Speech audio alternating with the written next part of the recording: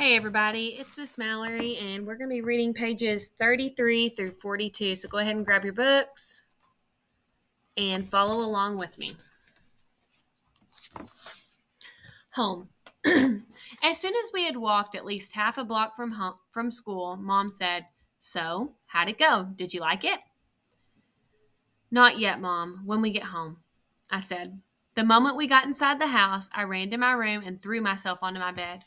I could tell Mom didn't know what was up, and I guess I really didn't either. I felt very sad and a tiny bit happy at the exact same time. Kind of like that laughing, crying feeling all over again. My dog Daisy followed me into the room, jumped on the bed, and started licking me all over my face. "Who's a good girlie?"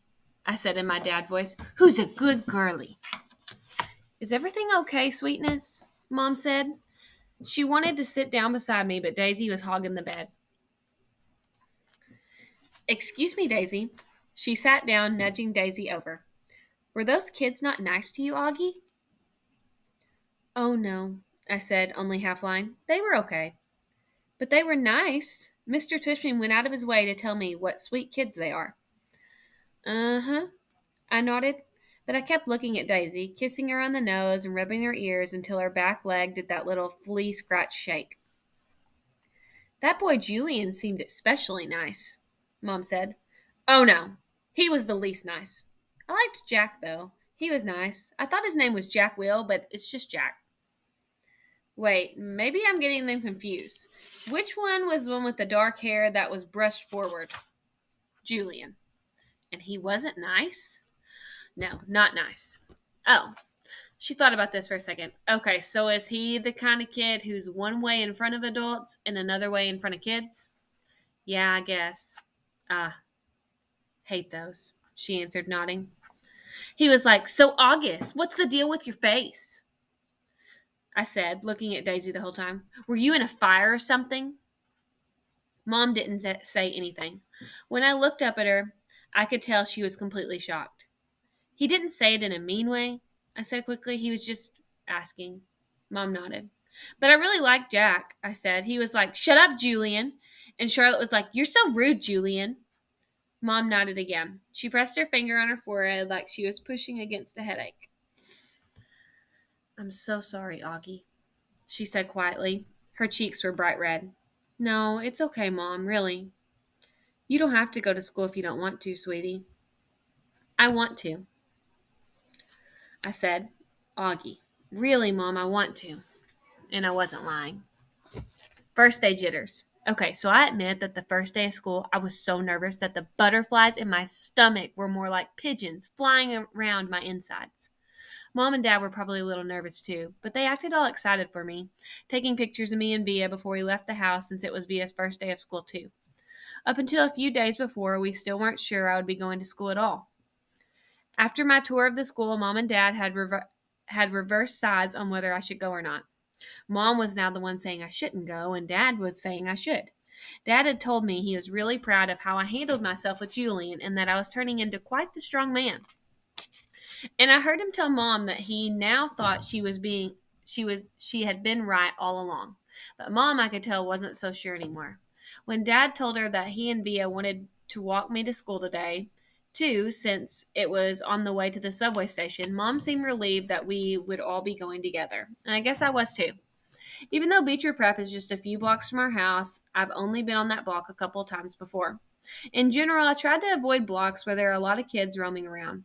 On our block, everybody knows me and I know everybody. I know every brick and every tree trunk and every crack in the sidewalk. I know Mrs. Grimaldi, the lady who's always sitting by her window, and the old guy who walks up and down the street whistling like a bird.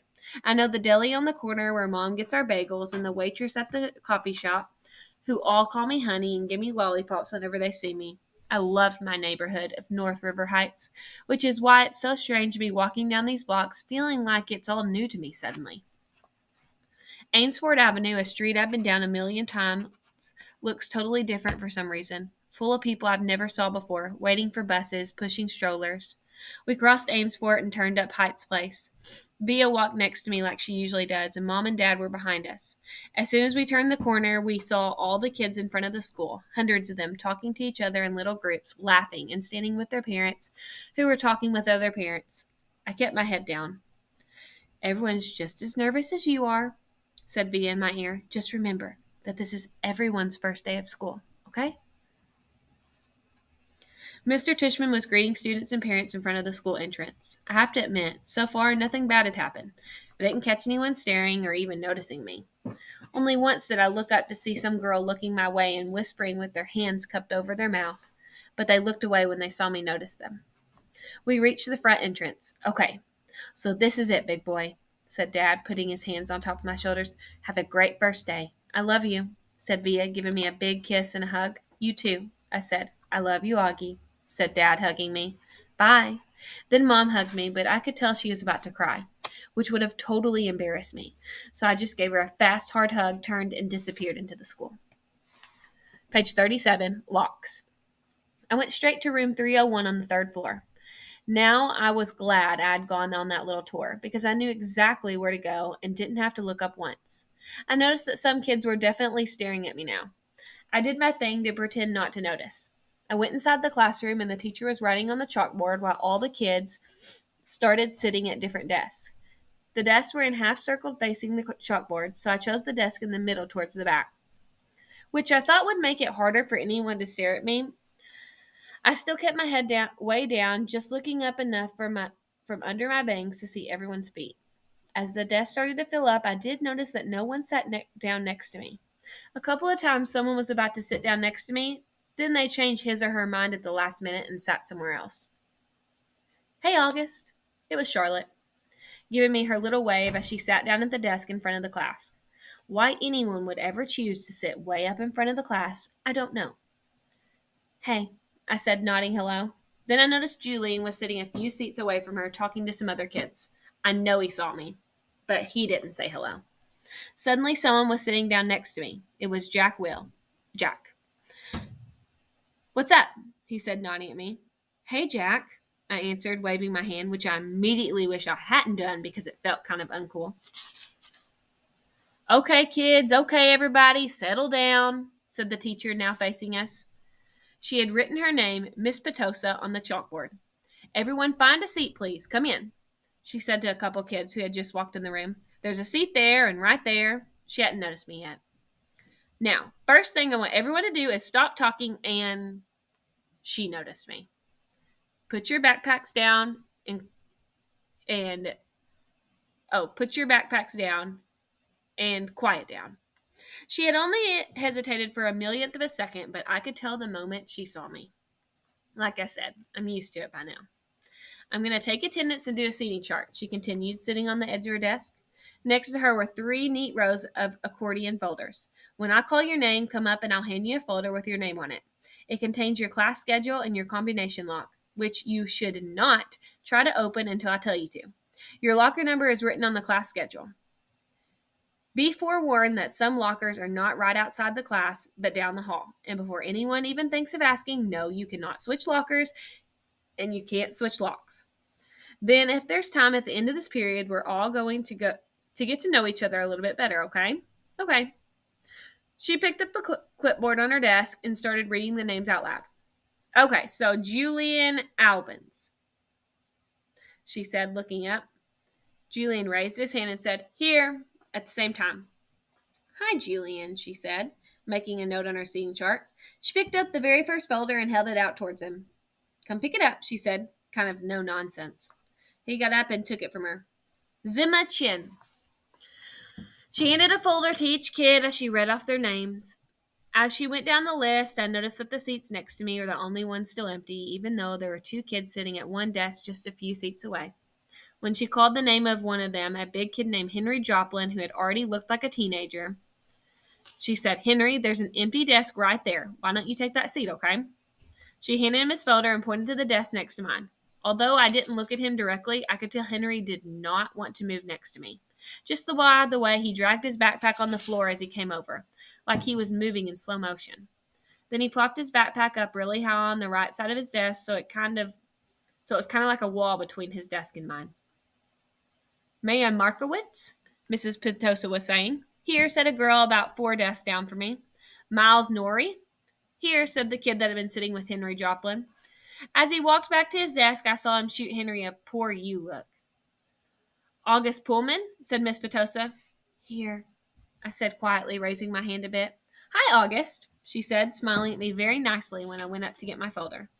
I kind of felt everyone's eyes burning into my back for the few seconds I stood in front of the class. And everybody looked down when I walked back to my desk. I resitted spinning the combination when I sat down, even though everyone else was doing it because she had specifically told us not to. I was already pretty good at opening locks anyway because I've used them on my bike. Henry kept trying to open his lock but couldn't do it. He was getting frustrated and kind of cursing under his breath. Mrs. Petosa called out the next few names. The last name was Jack Will. After she handed Jack his folder, she said, okay, so everyone write your combinations down somewhere safe that you won't forget, okay? But if you do forget, which happens at least 3.2 times per semester, Miss Garcia had a list of all the combination numbers. Now go ahead, take your locks out of your folder and spend a couple of minutes practicing how to open them. Though I know some of you went ahead and did that anyway. She was looking at Henry when she said that. And in the meanwhile, I'll tell you guys a little something about myself. And then you guys can tell me a little something about yourself, and we'll get to know each other. Sound good? Good. She smiled at everyone, though I felt like she was smiling at me the most. It wasn't a shiny smile like Mrs. Garcia's smile, but a normal smile, like she meant it. She looked very different from what I thought teachers were going to look like. I guess I thought she'd look like Mrs. Fowl from Jimmy Neutron, an old lady with a big bun on top of her head. But in fact, she looked exactly like Mon Mothma? I think that's right, Mon Mothma? From Star Wars Episode 6. Haircut, kind of like a boy's, and a big white shirt, kind of like a tunic. She turned around and started writing on the chalkboard. Henry still couldn't get his lock to open, and he was getting more and more frustrated every time someone else popped one open. He got really annoyed when I was able to open mine on the first try. The funny thing is, if he hadn't put the backpack between us, I most definitely would have offered to help him. 2 more pages. Around the room. Mrs. Petosa told us a little about who she was. It was boring stuff about where she was originally from and how she always wanted to teach. And she left her job on Wall Street about 6 years ago to pursue her dream and teach kids. She ended up asking if anyone had any questions, and Julian raised his hand. Yes. She had to look at the list to remember his name. Yes, Julian. That's cool about how you're pursuing your dream, he said. Thank you. You're welcome, he smiled proudly. Okay, so why don't you tell us a little bit about yourself, Julian? Actually, here's what I want everyone to do. Think of 2 things you want other people to know about yourself. Actually, wait a minute. How many of you came from Beecher Lower School? About half the kids raised their hand. Okay, so a few of you already know each other. But the rest of you, I guess, are new to school, right? Okay, so everyone think of 2 things you want other people to know about you. And if you know some of the other kids, try to think of things that they don't know about you. Okay? Okay. Let's start with Julian and we'll go around the room. Julian scrunched up his face and started tapping his forehead like he was thinking really hard. Okay, whenever you're ready, Mrs. Petosa said. Okay, so number 1 is that... Do me a favor and start with your names, okay? Miss Petosa interrupted. It'll help me remember everyone. Oh, okay. So my name's Julian, and the number 1 thing I'd like everyone to know about myself is that I just got Battleground Mystic for my Wii, and it's totally awesome. And the number 2 thing is that we got a ping pong table this summer. Very nice. I love ping pong, said Mrs. Petosa. Does anyone have any questions for Julian? Is Battleground Mystic multiplayer or 1 player? Said the kid named Miles. Not those kind of questions, guys, said Mrs. Petosa. Okay, so how about you? She pointed to Charlotte, probably because her desk was closest to the front. Oh, sure. Charlotte didn't hesitate even for a second, like she knew exactly what she wanted to say.